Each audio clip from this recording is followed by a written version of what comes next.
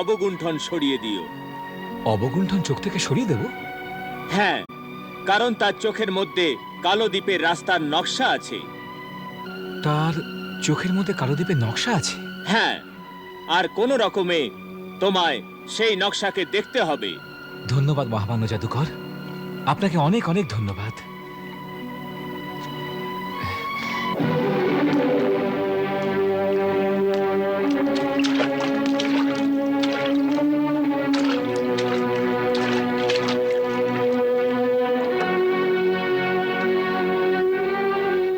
খোদা হাফেজ।